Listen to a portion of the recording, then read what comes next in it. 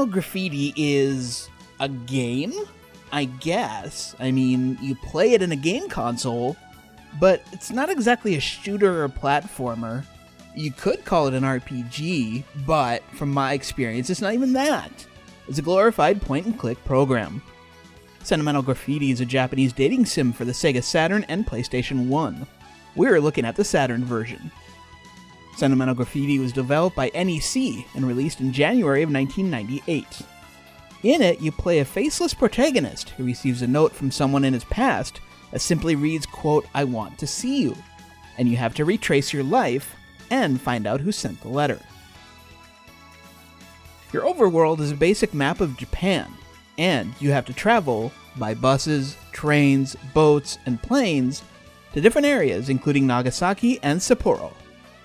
An interesting gameplay mechanic is that you can only travel during your days off from your job. Plus, the trips are expensive, so you have to balance your job, your energy, and your feelings towards each girl. If you're concerned about getting caught by your wife, girlfriend, or mother for playing a dating sim, you can justify it by saying there's a bit of education involved as well. Well, what do I mean by that? Well, on your travels, when you visit any town other than Tokyo, you can read info on real-life landmarks throughout the country. There are 12 different girls in Sentimental Graffiti, and each of those girls has their own personalities. Akira Endo is a violinist and pianist. She met our protagonist by him walking in on her violin practice. Asuka Hoshino wanted to date our protagonist, but she fell ill and missed their date. The protagonist moved away before Asuka could find him again. Chi Matsuoka, along with our protagonist, put together one of the biggest festivals their school had ever had. Chi had composed a song for our protagonist, but he moved away before she could sing it to him. Imuro Nagakura was shunned by her peers for her mannerisms, but our protagonist wasn't affected by her actions and befriended her. The two made a time capsule and promised each other they would stay friends as they grew up. The protagonist was one of a few male friends of Hanoka Sawatari, because she fell off a horse and the protagonist let her fall on him. Ever since then, they had traded notes until the protagonist moved away. Kahomori is a running prodigy who convinced our protagonist to join the team. Two trained together until our protagonist moved away on the day of the big race. Manami Shugahara is often ill and isn't at school much. Her and our protagonist took care of an injured bird, which gave her courage to be stronger. Miyuki Hosaka is a painter and was under pressure to inherit her parents' clothing store.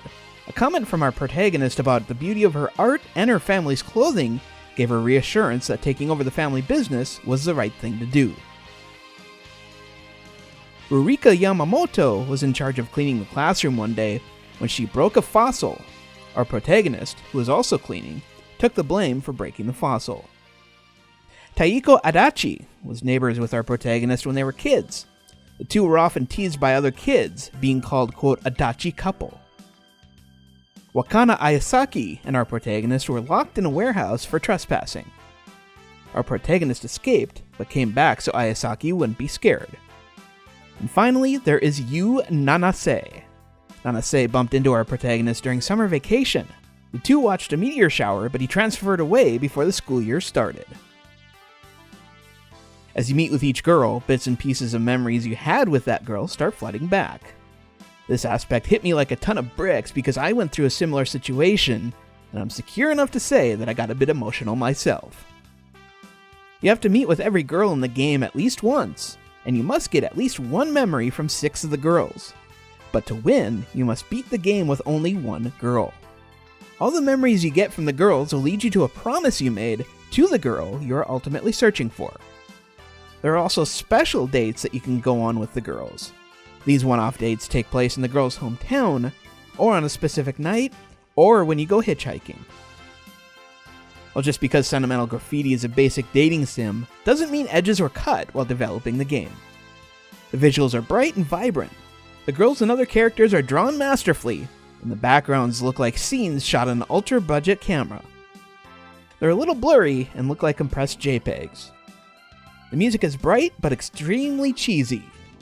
If you're anything like me, you'll get sick of the music quite quickly, but it works for this game. Well, it's not all roses and sunshine, though. The game is quite dated. It came out in the 90s, and it shows its age by referencing mini-discs and landline phones. Plus, there's the elephant in the room. The whole game is in Japanese, which could be a problem for many Western gamers.